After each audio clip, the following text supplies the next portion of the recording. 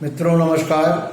आज मैं फिर आपके बीच में हूँ। मैं अखिलेश कुमार, पूर्व डिप्टी कमिश्नर एवं संयुक्त निदेशक दिव्यांगजन सशक्तिकरण विभाग उत्तर प्रदेश लखनऊ।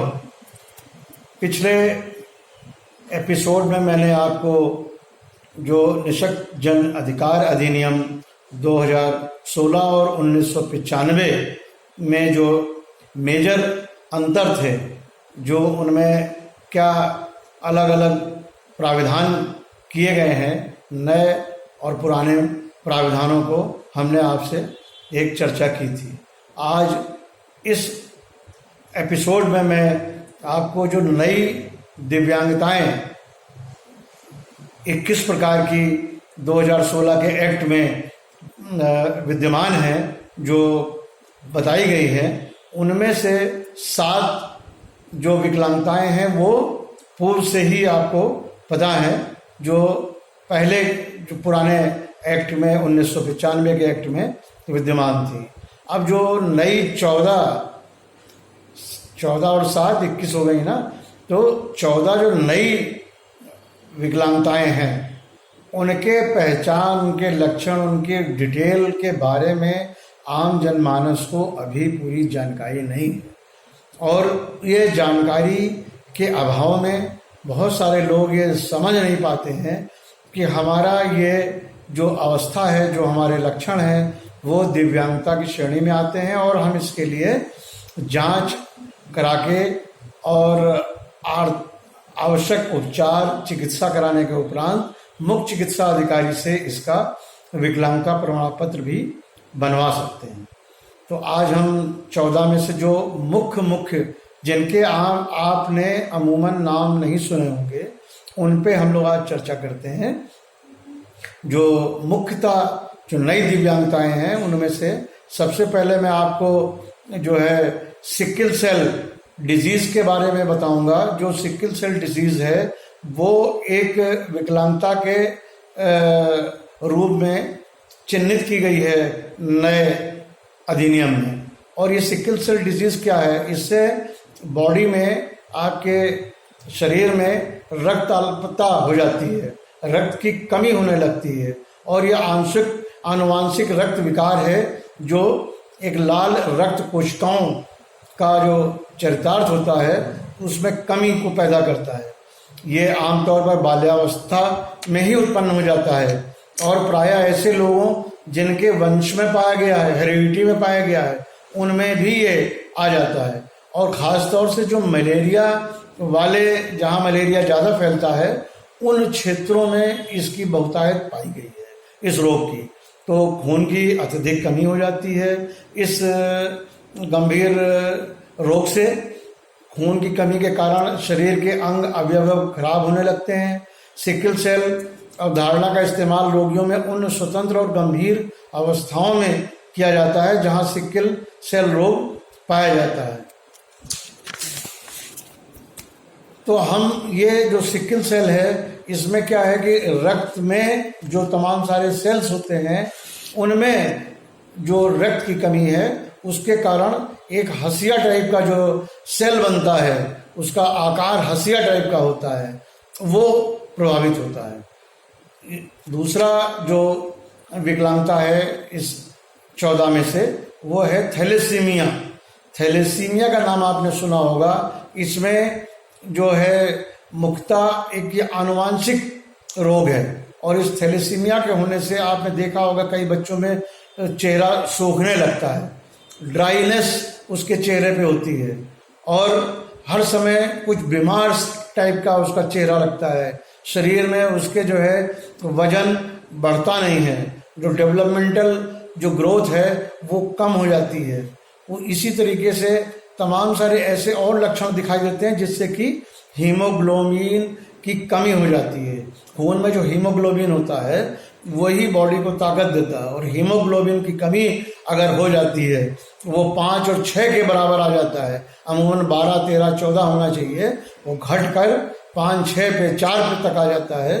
तो खून की मात्रा भी कम हो जाती है और बच्चे में इस थैलेसीमिया के कारण तमाम सारे जो ये लक्षण हैं वो विद्यमान होते हैं, और इसकी जो मुख्यतः होने की अवस्था है वो 12 से 15 वर्ष की आयु में इसको ज़्यादा देखा गया है, और इसका इलाज थैलेसीमिया का बहुत अधिक नहीं है, और हमें इसकी जब जानकारी होती है तो थोड़ी सी देरी हो जाती है, और इसके कारण विकलांगताएं हमारे शरीर में आती हैं।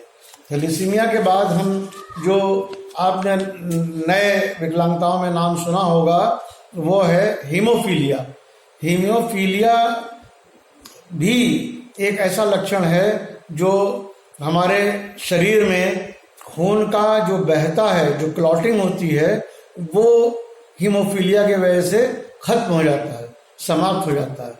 हमारा खून अगर बह रहा है शरीर में, मान लीजिए कहीं कट हो गया या कहीं चोट लग गई किसी के शरीर में, या खरोच आ गई, और खरोच आने से, कटने से, किसी दुर्घटना से अगर खून का रिसाव हो रहा है तो जो शरीर में अपने आप क्लॉटिंग की क्षमता होती है वो हीमोफीलिया के कारण समाप्त हो जाती है, और उस हीमोफीलिया के कारण जो क्षमता का समाप्त होने के कारण खून रुकता नहीं है, ब्लड क्लॉट नहीं करता है, ब्लड का थक्का नहीं जमता है, तो तमाम सारे दवाएं और उपचार करने के बाद भी मरीज का खून बहता रहता है, और क्लॉटिंग का जो टाइम है वो काफ़ी बढ़ जाता है, जिससे हमारा ब्लड बहुत बह जाता है। और ऐसे लोगों में अगर जरा सी भी कोई दुर्घटना हुई, या कहीं कट हो गया, या कहीं रिसाव होने लगा खरोच की वजह से या और किसी वजह से, तो रक्त बंद नहीं होता, और बंद करने के लिए बहुत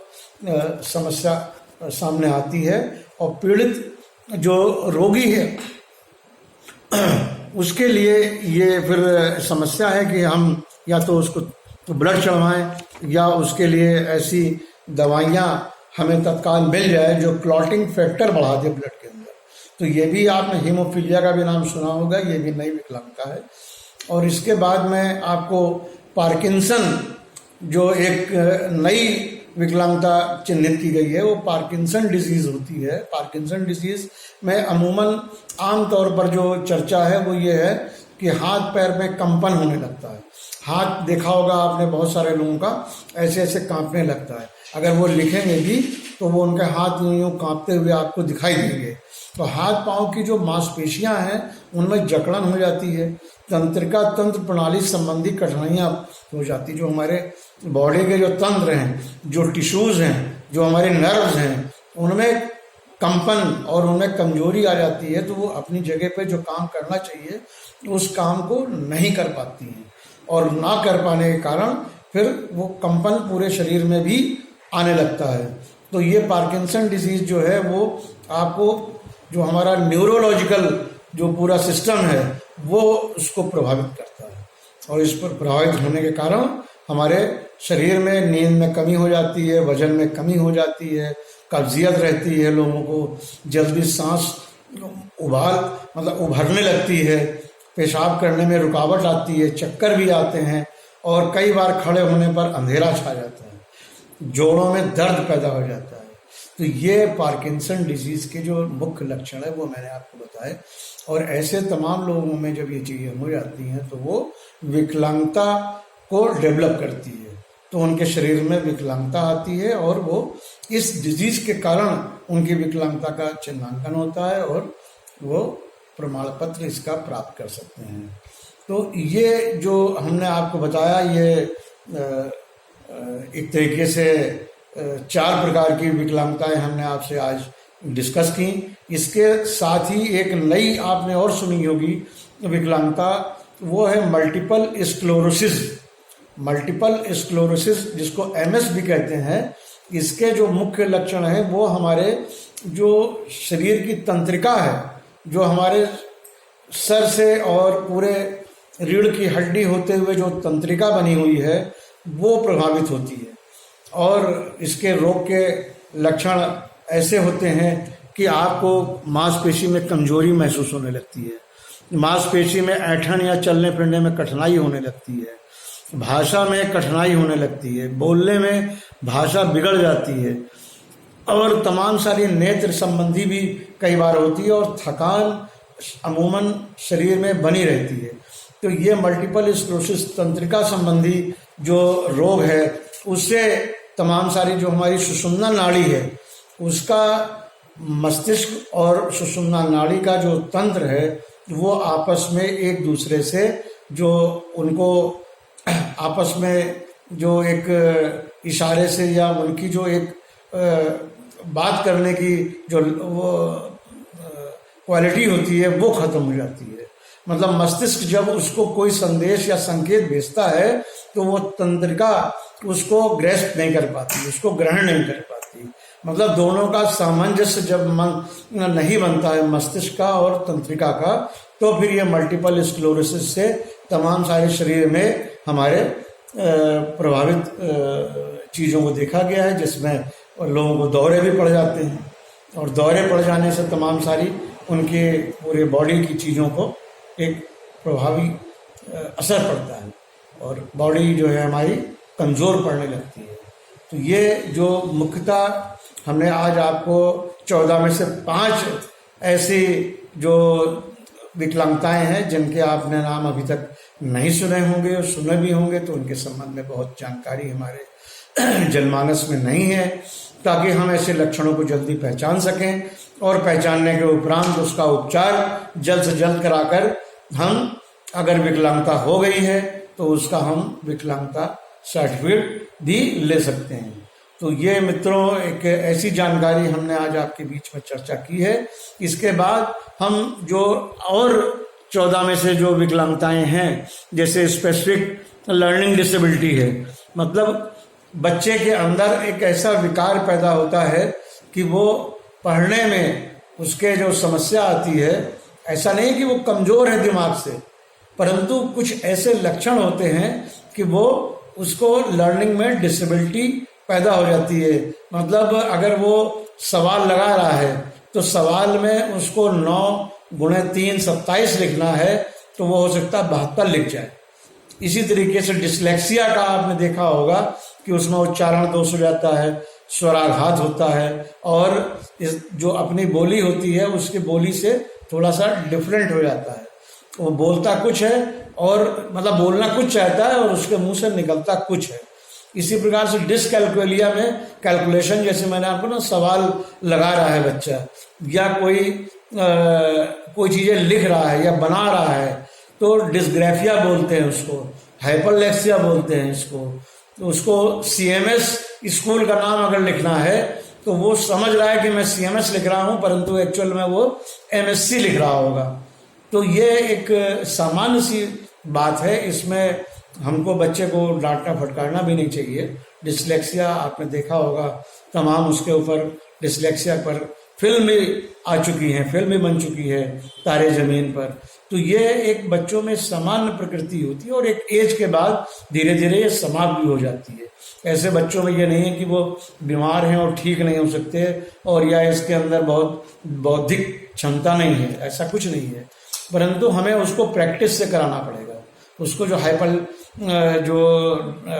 हाइपरलेक्सिया है या डिसकैलकुलिया है, मतलब सवाल लगाने में जो उसको कंफ्यूजन है, जो उसको डिस्लेक्सिया में बनाने में, जो लिखने में जो परेशानी है, उसमें कोई दिक्कत नहीं है। उसका शिक्षण हमें 1-to-1 कराना पड़ेगा। हमें उसको विशेष ध्यान देके उसके लिए पढ़ाई के विशेष शिक्षा में काम करना पड़ेगा। तो ये चीज़ें हमें देखनी होती हैं कि स्पेसिफिक लर्निंग डिसेबिलिटी में बच्चा बहुत अच्छी अक्ल का है, अच्छे दिमाग का है, अच्छी जानकारी रखता है, परंतु वो एक्सप्रेस नहीं कर पाता सही तरीके से। तो एक ये इसको भी ले लिया गया है विकलांगता में ऐसे बच्चों को, ताकि उनको एक हम सुविधा दे सकें स्पेशल एजुकेशन की, स्पेशल विद्यालयों की, इस प्रकार से। नहीं तो लोग क्या करते थे कि सामान्य विद्यालयों में ऐसे बच्चों को भेजते थे और सामान्य विद्यालयों में उनके संग बड़ी दुर्गति होती थी। उनको ये समझा जाता था कि ये मानसिक मंदित है, जबकि वो मानसिक मंदित नहीं है। ऐसे बच्चों में मानसिक मंदता नहीं है, वो सामान्य बच्चे हैं, परंतु नॉर्मल स्कूलों में उस चीज को लोग समझते नहीं हैं। टीचर्स उनके संग थोड़ा सा दुर्भावना भी रखती है और अच्छे बच्चों और बुरे बच्चों में उनको किनारे कर देती है कि नहीं ये बच्चा नहीं कर पाएगा। तो इन चीज़ों से हमें बचना है, करना है। तो आज मैं मित्रों आपके समक्ष इतनी मैंने जो है आपको ये विकलांगताओं के बारे में आज चर्चा की है। मैं अगले एपिसोड बृहस्पतिवार को शेष विकलांगताओं के बारे में आपसे सविस्तार पूर्वक फिर से मिलूंगा और आपसे फिर से चर्चा करूंगा। धन्यवाद। जय हिंद, जय भारत। नमस्कार।